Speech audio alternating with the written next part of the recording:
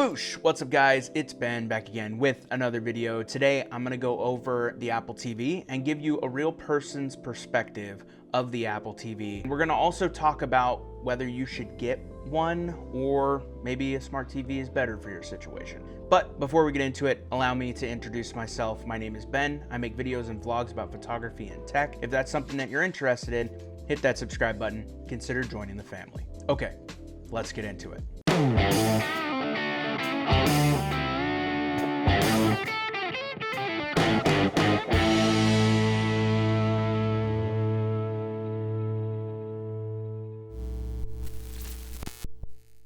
The Apple TV has been around for a while now, and with me being an Apple fanboy, you would have thought that I would have had an Apple TV a while ago. But I just bought my first Apple TV, which is the Apple TV 4K, about 6 or 7 months ago. And after the time I've had with it, I have to say I have some thoughts. Having said that, I do have some thoughts. While I go through this review, I'm gonna go ahead and divide it into 4 different parts. First impressions, ease of use, disadvantages, and the reason why I made the decision to buy an Apple TV. So, to start us off, first impressions of the Apple TV. After I unboxed it, of course, I hooked it up, and I have to say it is definitely an experience just like every Apple device ever. For this specific model that I chose to buy, there are 3 cords in total involved in the hookup process: the power cord, the HDMI cord, and the Ethernet cord. The other model that they have for sale is the Wi-Fi only version, which I assume is just the HDMI cable and the power cord. Gonna go on the computer really quick,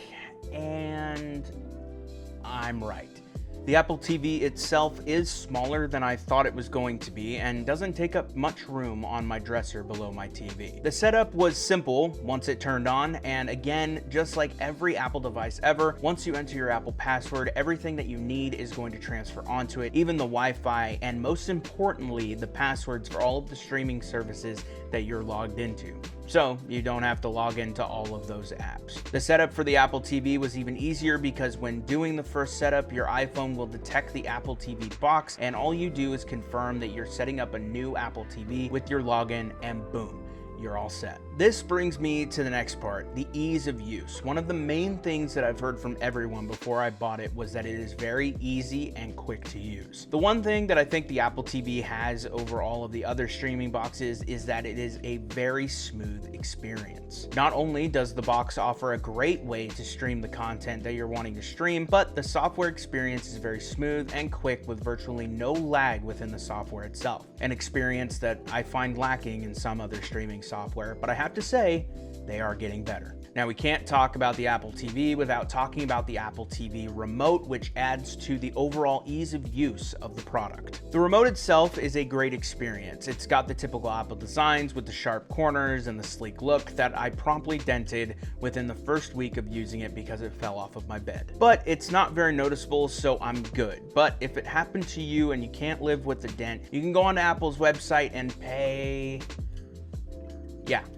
$60 for a new one, which in the grand scheme of things is not too bad when it comes to Apple devices. The remote has 7 individual buttons for volume up and down, on and off, mute, play, and pause, and a button that Apple added that takes you directly to the Apple TV app to watch their exclusive content. There's also the up, down, left, and right buttons in the big circle at the top of the remote, with the center being the OK button when you want to click on something. It also doubles as a touch surface, so you can easily slide from app to app or video to video on your favorite YouTuber's channel.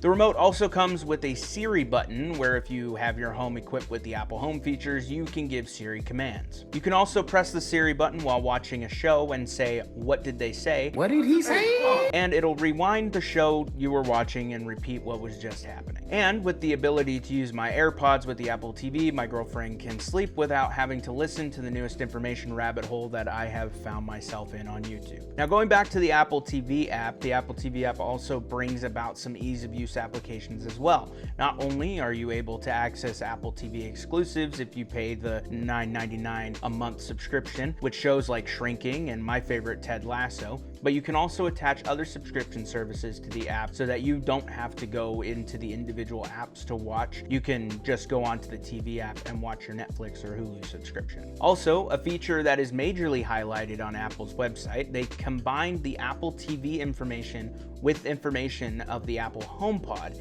and other items that are partnered with Apple to work with the Apple Home ecosystem. I personally use the Amazon ecosystem in my house, and I think that it would be a waste of money for me at this moment to completely redesign my smart home system just because Apple came out with a home system that is in some cases 3 times more expensive than the Amazon ecosystem. Will I do it in the future? Probably, but this YouTube channel doesn't make any money and I'm broke. So if you'd like to see me switch my house from the Amazon ecosystem to the Apple Home system, subscribe to my channel and please like the video. Now, the advertisement Apple does with the Apple HomePod isn't a waste of marketing money. The Apple TV does pair well with the Apple HomePod, and you can use it as a Bluetooth speaker for the Apple TV. And gaming is a thing with access to Apple Arcade and the ability to connect a controller to the Apple TV. And a key feature that I found out about while doing my research for this video was the fact that the Apple TV 4K has a feature called Threads. Not to get too technical with what Threads is basically a Wi-Fi extender for smart home devices to connect and help extend the range of your Wi-Fi for your smart home devices. Your average consumer goes into more detail on this feature if you'd like to know more. Now, with all of that said about the cool and easy ways that the Apple TV works, it doesn't come without its frustrations, which for me is a small amount. The Apple TV button is probably my biggest irritation. The reason behind this is because the button on the remote gets pressed accidentally all the time, and it is annoying. And when you're watching a YouTube video and you accidentally press the button, you go back into the YouTube app, you have to rewatch all of the ads that you just had to skip through before you started watching the video. You can also have multiple people as profiles on your Apple TV, which I found cool. When you do this, it customizes the suggested screen at the top of the home page for whoever's watching, but that's it. I do wish that there was a little more individuality based in the different profiles, like when you log into another Apple profile, you should automatically log into a profile on a streaming app or YouTube profile. We've gotten to the point where it doesn't make any sense to log into another profile if we have to select a profile in the individual apps. My girlfriend just uses mine. Unless I'm doing something wrong, if I am, comment down below. I'm sure other people might be having the same issue. Here's the deal. I have used almost every type of smart home system, and I have almost every one of them in my house. My first smart TV was a Roku TV, and it only lasted a year. We have Amazon Fire TVs in my house, and they work great for my parents who have Android phones. But for me, it all comes down to the price and usability. The Apple TV starts at $129, and you can get all of the Apple experiences and usable ecosystem that I have so willingly gotten sucked into. Say I want to get a new Samsung Smart TV that is 50 inches, just like the one that I have now. I would have to spend anywhere from $300 to $700 or even more. Plus, I would be stuck with trying to dispose of a working 50-inch TV that's just slow. Overall, I think that the Apple TV is a great purchase, and I would recommend it to anyone who asks. But that's where I leave it to you. Comment down below. If you have an Apple TV, how's your experience been with it? If you don't have one and you're thinking about getting one, do you have any more questions about it? I try to answer all the comments that I get, so leave it down below. But that's gonna do it for this video. If you like this video, give it a like. If you really like this video, hit that subscribe button and consider joining the family. As always, the merch link is in the description below. Discount code BOOSH10 for 10% off. Keep your eye out for something interesting coming in the next couple weeks. Thank you guys so much for watching. I will see you guys in the next video. Stay classy. Bye. So this is a Polaroid camera from the 70s. It was my grandma's. I refurbished it, and now it takes great photos, actually.